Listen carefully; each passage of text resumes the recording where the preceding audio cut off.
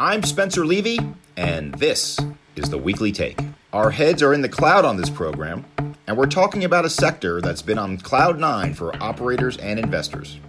On this episode, we return to a topic that seems bigger than ever: data centers, the powerful heart of the world's digital infrastructure. When we think about data centers, we think about them as communications infrastructure in a very similar way to what we've talked about in the fiber network business for the last 20 or so years. That's Sureel Choksi, President and CEO of Vantage Data Centers, a wholesale hyperscale provider with 18 campuses strategically located on 5 continents. Sureel is calling in from the Vantage office in Denver, in a Rocky Mountain region that's emerging as a hotbed of corporate data center headquarters. As the industry has evolved, these facilities have gotten significantly larger. The vast majority of them are built ground up in a purpose-built environment. And that's Pat Lynch in nearby Boulder, Colorado, an executive managing director for CBRE's Data Center Solutions. Pat's a 25-year veteran of the digital infrastructure business and a real voice of experience. We'll talk about what's powering this sector's surging success. And speaking of power, we'll talk about a lot of issues related to that as well, namely sustainability and scalability, data centers as major consumers of energy, and the need for speed. We'll also talk about cooling and connectivity, clustering, cloud computing, and content streaming, and how data centers have impacted everything from business to James Bond. On this episode, how data centers have shaken and stirred industrial real estate, the subject of CBRE's recently published 2021 Data Center Operation Index Report. That's right now on the Weekly Take.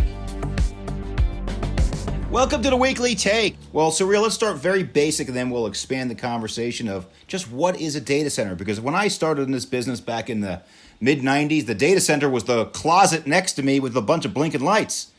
Tell us what the data center is today. Yeah, so data centers have migrated in a pretty significant way over the last 20 years from being on-premise facilities that usually large corporations would have in sort of the back of their headquarters, a server room, or even a dedicated room, to now data centers are purpose-built facilities. They typically, at scale, are 100, 200, 300,000 square foot buildings that sit on a campus where you might have 5 or 6 of these buildings, where the campus, will take in 100 or 200 megawatts worth of power, and where these purpose-built facilities offer space, cooling, power, backup power, physical security, and ultimately these data centers are where the cloud lives. Pat, since we're in the real estate business and data centers is an important part of that, just very basically, why is a data center different than, say, light industrial? Sureel touched on one thing that's key to this conversation, Spencer, and different from your 20-year ago time frame, and that is purpose-built. I think as the industry has evolved, these facilities have gotten significantly larger. Vast majority of them are built ground up in a purpose-built environment. Several years back, we would see a lot of industrial conversions, maybe sites that were in close proximity to utility substations and fiber optic networks. There's still some of those types of assets in the portfolio. But again, the vast majority of what we're seeing built today are purpose-built data center facilities. Well, it's interesting because data centers seem to sit in this world between real estate and infrastructure because they're so important. Do you agree with that, Sureel? Absolutely.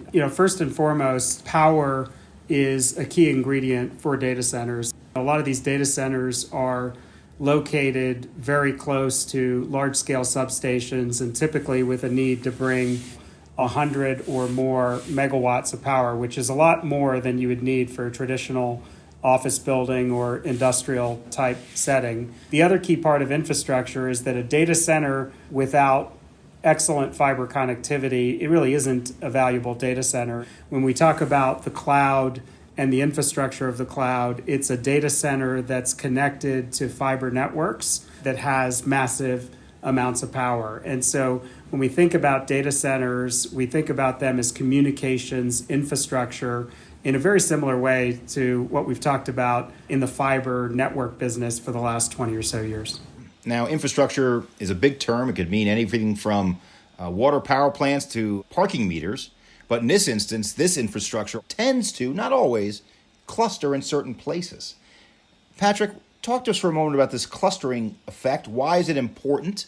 And why do you think it's going to continue? Yeah, I think a couple examples, Spencer, thinking about it in a North America perspective, but we can provide others globally.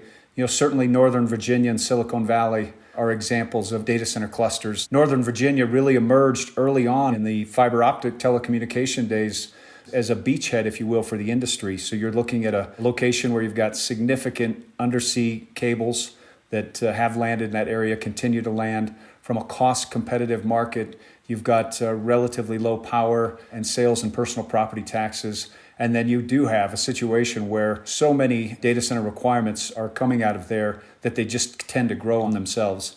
We should also think about it in the context of other ancillary markets that have other purposes. And I think one thing that's changed in the last several years is the bifurcation of our clients' IT needs and their data center needs. So certainly our clients, many of them have requirements in Northern Virginia, but they may also have a facility in Columbus, Ohio, or Omaha, Nebraska, or someplace where they can store data more cost effectively. So I think diversification of IT platforms are key when we think about data centers and their location. The word that keeps coming back to me when I talk about clustering is speed. How important is clustering to the speed of the transfer of information? It depends on the application and the use case. If you look at enterprise services, and in particular, looking at the public cloud, so the services offered by the likes of Microsoft and Amazon and Google and Oracle and many others, these are mission critical services. You're essentially outsourcing an enterprise's IT infrastructure to the point where compute and storage is all happening off premise.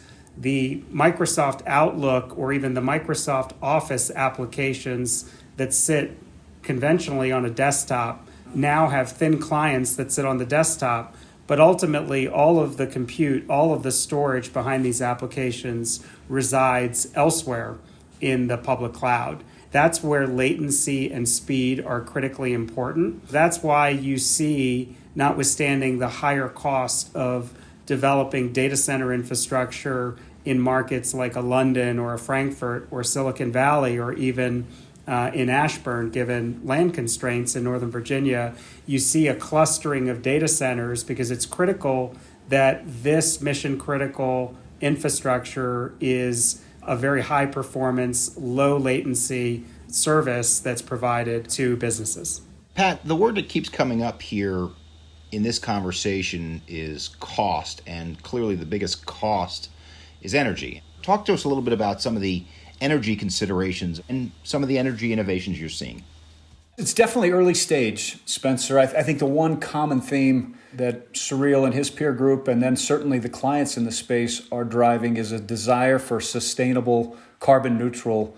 As an industry, we have an obligation, and candidly, I'm just very thrilled that we've taken that on. Sureel's company has made some public comments about goals they've established, and that's pretty being broadly accepted across the industry. So I think you'll see locations that will have impacts, maybe because of water limitations or maybe because of some unique sustainable offerings. Again, these are all early stages, but I think when we look at the industry globally, we're going to make a lot of headway over the next few years. And there's also some really interesting conversations broadly within the power industry that are looking at this. Back to your comment about infrastructure, power is a big infrastructure investment, much like data centers. So I do believe the two industries will work together to solve a better future for how we support and power these facilities.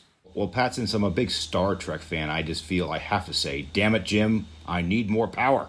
And Sureel, I think you might agree with that statement, though you may not be a Star Trek fan. But since you've talked about this publicly, about how you're trying to have a greener footprint, tell us about some of the strategies you're using to have a greener footprint, notwithstanding the fact you do need more power.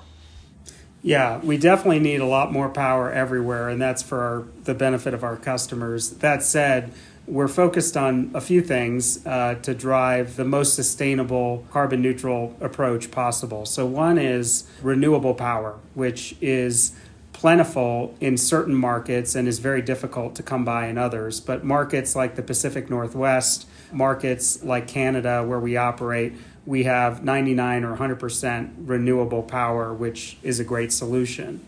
Even in markets like Northern Virginia or Silicon Valley, where there's only a portion of the power coming from the utility that's renewable, we do have the ability to procure 100% renewable power across, for example, all of our North American campuses, and we expect to be able to do this globally. Now, sometimes that comes at an additional cost, but what we've seen is that our customers, in many cases, are willing to put their money where their mouth is for the benefit of sustainability.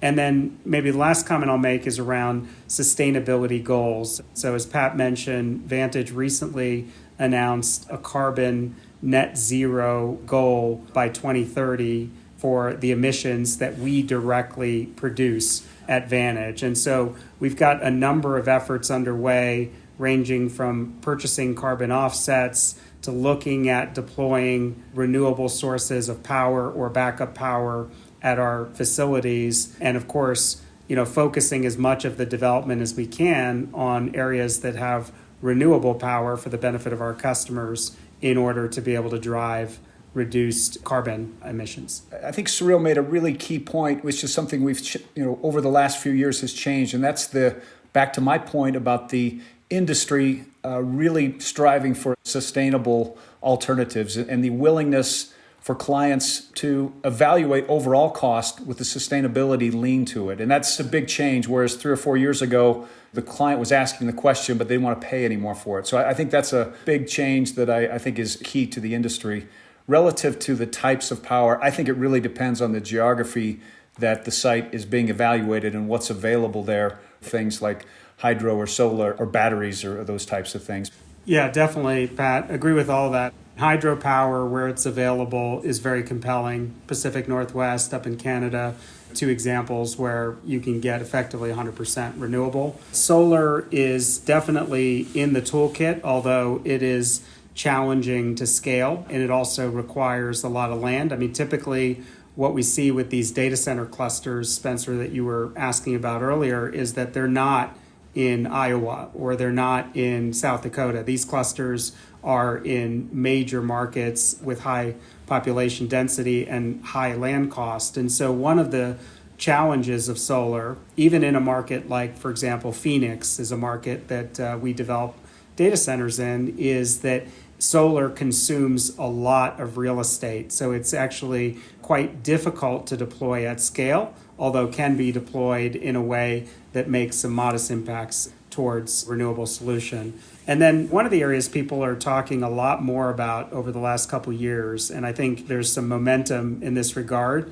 is nuclear. So nuclear used to be kind of a dirty word, after some of the high profile accidents and events that occurred 20 and 30 years ago in the US and more recently in Japan. But nuclear is actually a very clean source of energy, in particular, given some of the challenges in certain geographies of obtaining, for example, hydropower or scaling solar to a level where it really makes an impact.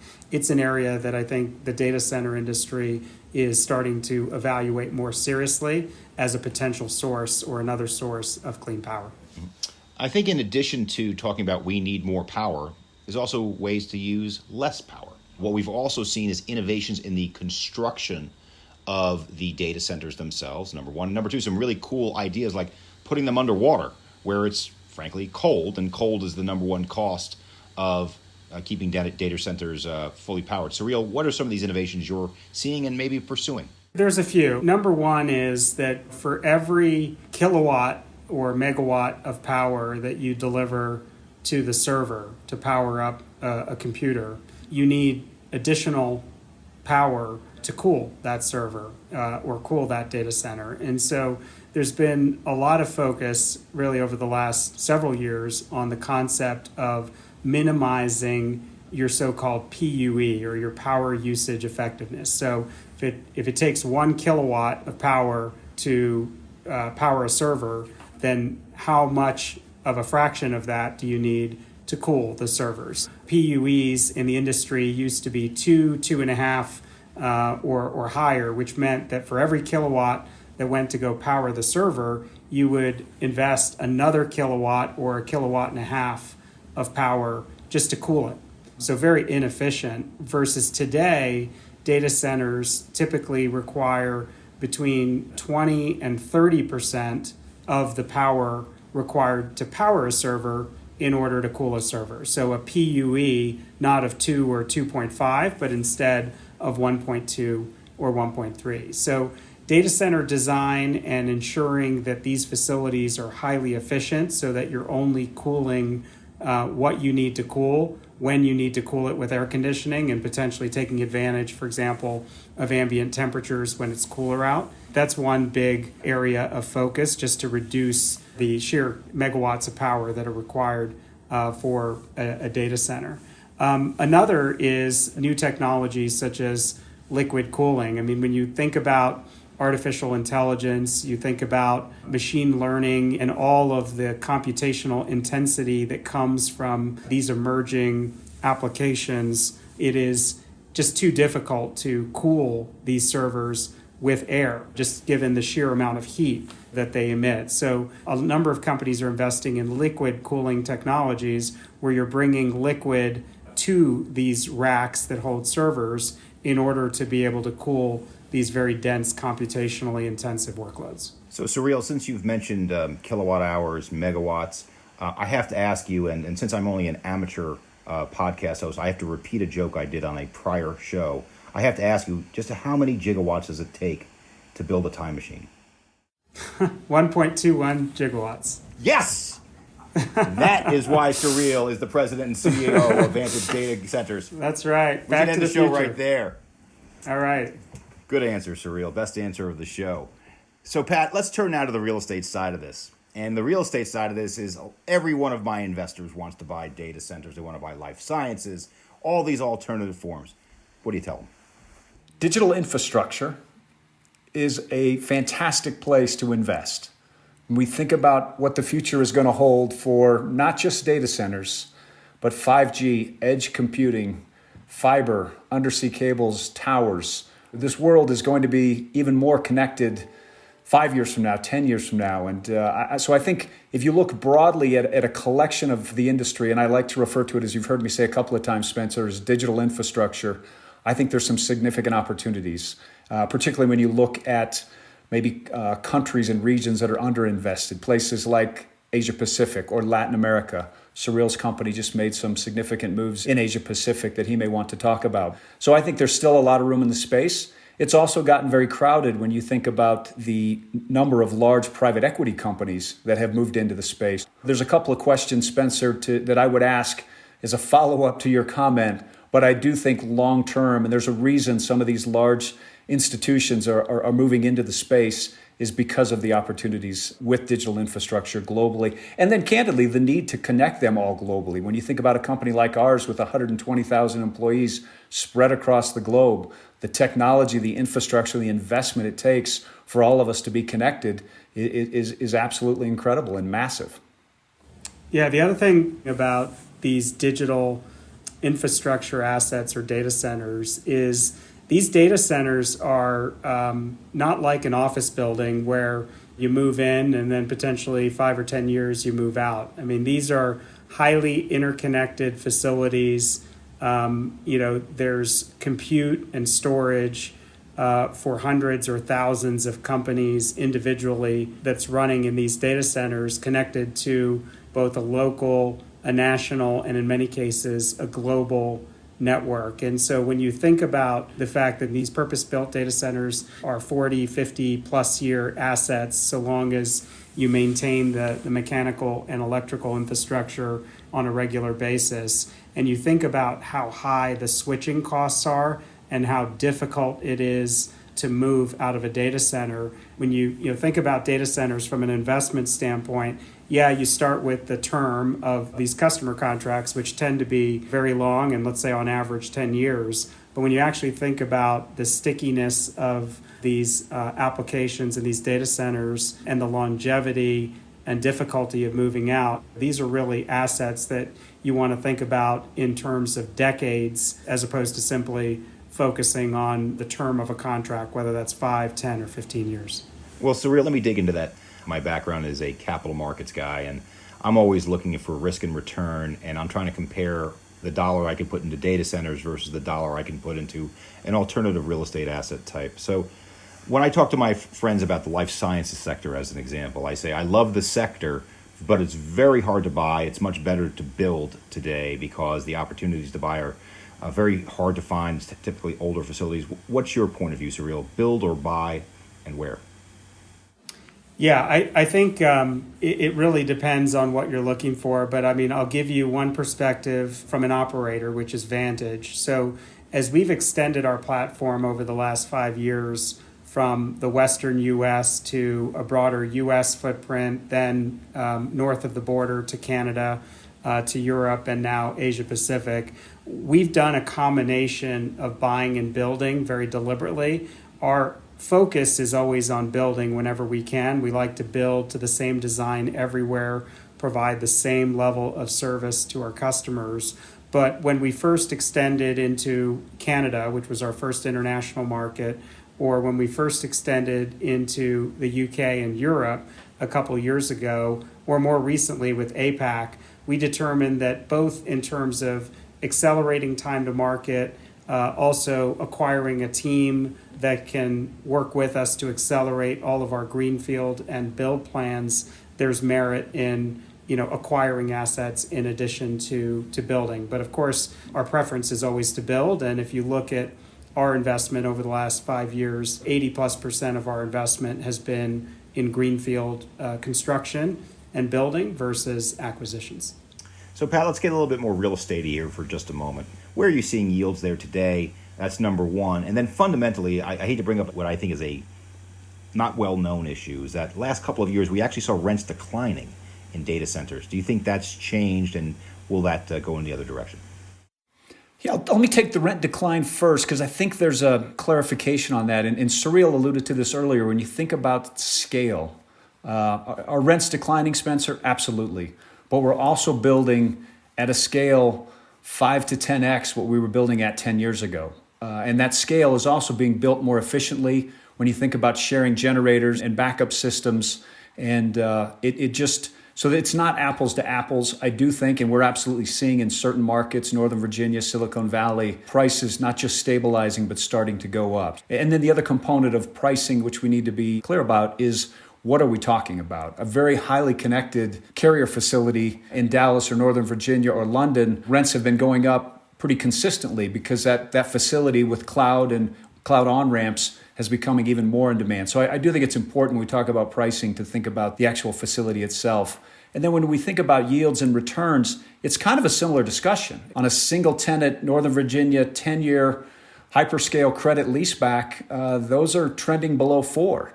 But if I'm repurposing a corporate facility, maybe in Dallas that's 25% occupied with a credit tenant, but I've got to invest several million to make it a multi-tenant asset, we're seeing investors still get returns in the mid to high teens. That's part of the guidance that we provide our clients, is understanding what your return expectations are and then guiding them to the type of assets that can achieve that. Sureel, let me ask you another question. There's been a massive change in the way people live during the pandemic. Live, work, and play, better stated. I think the biggest work challenge we have at the moment is that people are now working from home. How do you think the changes due to the pandemic are going to change the demand for data and data usage in data centers? The pandemic has made us all much more reliant, both in our personal lives and in our professional lives in particular, on the cloud, right? If you think about distance learning for students, you think about working from home, video conferencing, whether it's Zoom or Teams or some other application, all of these applications have really taken off and then some during the pandemic. And I also think during the pandemic, because of the restrictions and lockdowns and all of the challenges that enterprises have faced, it has accelerated the adoption of outsourcing to the public cloud. While it's true that we will, fingers crossed, return not too long from now to more of a normal environment as we get through this pandemic or learn to live with the pandemic, I think it's very clear, for example, that we're going to be operating in a hybrid office environment. And I think a lot of what has driven acceleration of demand, not only in North America, but globally for cloud and the underlying trends during the pandemic are going to continue in large. We're going to continue to see more and more infrastructure outsourced from enterprises. We're going to see more and more cloud applications, more and more powerful mobile devices with 5G and higher bandwidth mobile capabilities, all of which are going to continue to drive a need or a thirst for applications that live in the cloud. We talk, and CB talks about hybrid work and agility and agile. And in my team, we talk about hybrid IT, and we talk about agility, and we talk about flexibility. And so I think there really is some scenarios that cross over between our traditional CB business and the IT data center business. The other piece I want to, being an avid weekly take listener, I know you're a rock and roll guy. Sureel has mentioned the cloud. I've mentioned the cloud. What I think is clear, had we had this conversation 5 years ago, the mantra in the data center world was everything's going to the cloud. And there were some early adopters of that. And what we're seeing is a lot of them that did that earlier now unwinding that and going to a hybrid IT. And we like to refer the early adopters to a great Eagles song, the Hotel California, where it was, what's the line? You can check out anytime you like, but you can never leave. And I think that was the problem with the all in the cloud deployment and why we see companies like Vantage and other colo operators having some success, because they offer those clients on and off ramps, flexibility, and that truly is where the enterprise clients are driving today. Well, hey, you, get off of my cloud. That has nothing to do with today's conversation, though it does use the word cloud. So, Sureel, back to you for just a moment here. I think that the other element of change during the pandemic, there were so many. Change in offices, obviously. One. Another one is entertainment. Now, I note with some chagrin, I'm a big James Bond fan.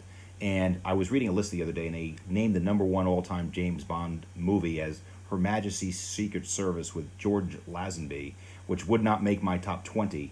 I personally like Goldfinger. But nevertheless, the new James Bond movie just came out and actually disappointed at the box office.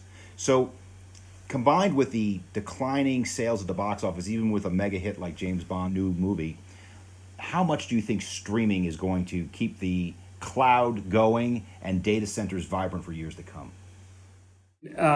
I think streaming is huge and obviously has accelerated during the pandemic. And I think when you look at No Time to Die and the opening weekend, at least in the U.S., which, as you said, was a bit disappointing, they were thinking maybe 80 or 100 million, and they came in the mid-50s.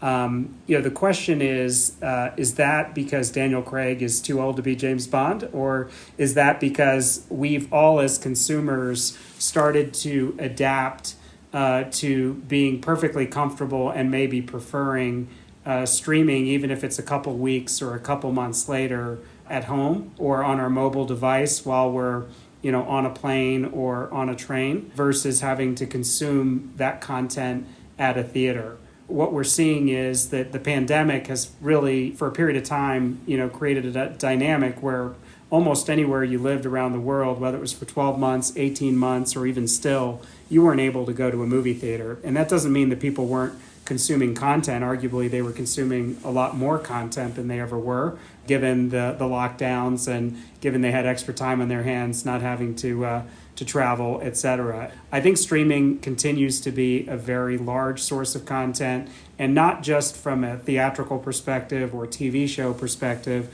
but it's unbelievable when you think about short form video, TikTok and others, Reels on Instagram, the kind of impact and scale those types of applications have. It's absolutely staggering to see how much usage those types of apps are getting. Well, you know what else is absolutely staggering? My dad, early in his career, was an electrical engineer, and his first computer was a Univac, which was bigger than all three of our houses combined and was less powerful than all three of our watches, any one of them. But today, miniaturization of just about everything is advancing. Does that give you any concern about the future of data centers? Will they ever be as big as our wristwatch? Pat, what do you think?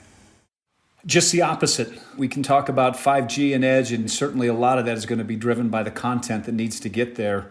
But it's creating more data. One of the quotes I like to use is the idea that 5G, most of what we're going to use that for, has not yet been invented. Think about your homes and what now is controlled electronically that wasn't just even a few years ago. So we're going to drive more technology, we're going to drive more data, and that's going to need a place to be housed and stored.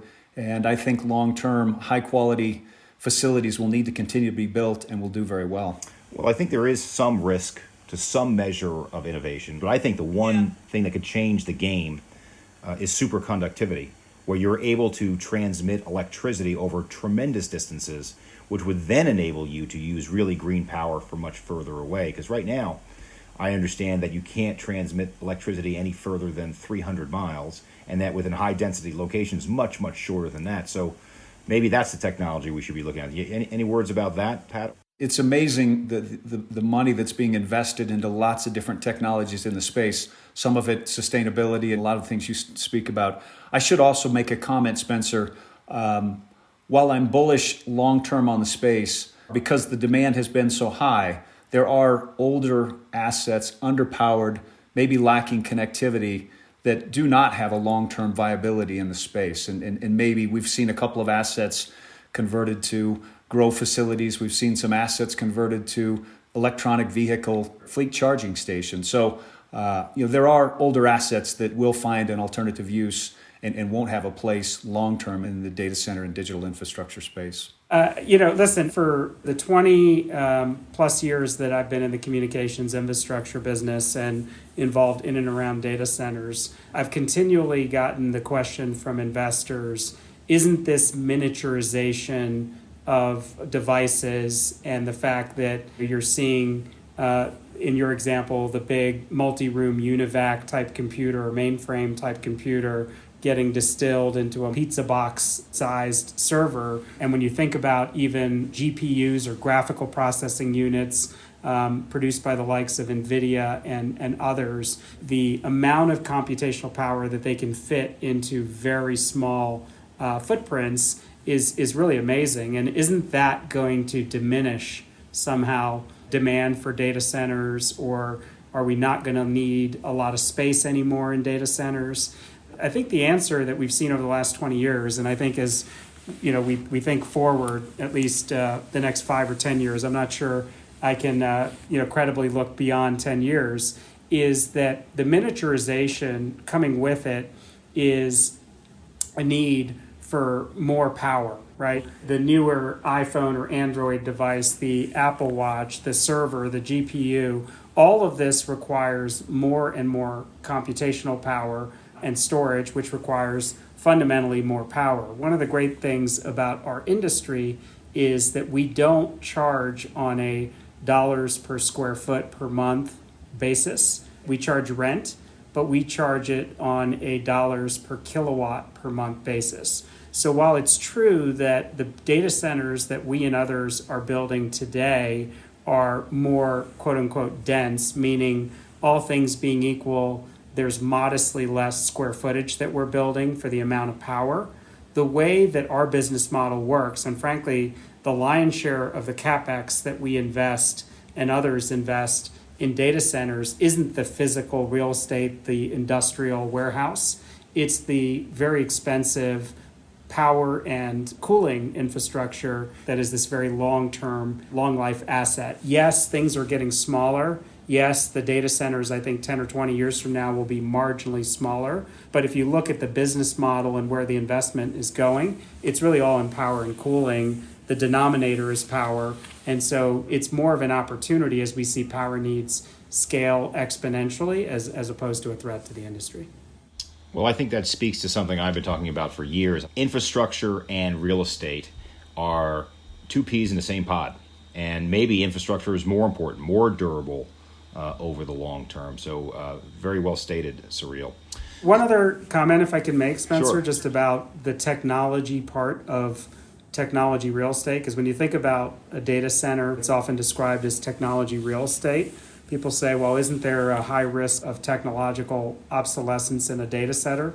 The answer is yes, but it's not the data center itself. The generators that we're deploying today, the engines that sit in these generator enclosures, are identical to those that the industry was deploying 20 and 30 years ago. There have not exactly been massive innovations in backup power, in air conditioning, cooling technologies over the last 20 years or so. So the technology part of technology real estate, that is what the data center operator or developer is investing in, is very low tech. The technological obsolescence comes from the servers, the storage arrays, and some of the network equipment that sits in data centers, which are owned by the customers of the data center as opposed to the data center operator itself. So I think it's a very important distinction, which is long life infrastructure, very low rate of technological change, which is what we as data center operators invest in and deliver to our customers. And in that, they put cutting edge servers, storage arrays, network equipment, and technology, which is their responsibility to continue to upgrade and stay apace with the technological change that's occurring in the marketplace. Sureel, you took out your crystal ball for just a moment ago, but I'm going to now turn to Pat to take out his crystal ball. What are the significant changes you expect in our industry over the next decade? I alluded to it earlier, Spencer. 5G, edge computing, where the content business goes.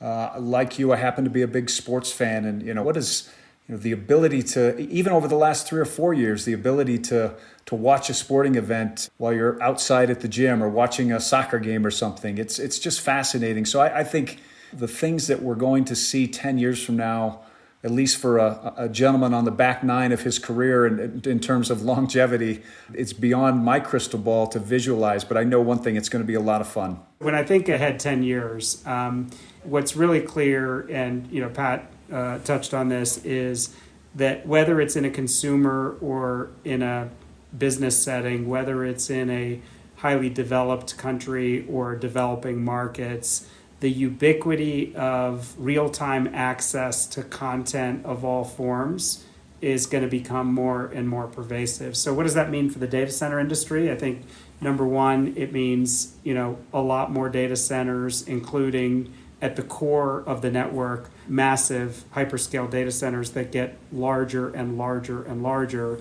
We've already seen a doubling or tripling in the both physical size and the power of data centers over the last 5 to 6 years, and I think we're going to see more than a doubling in the core.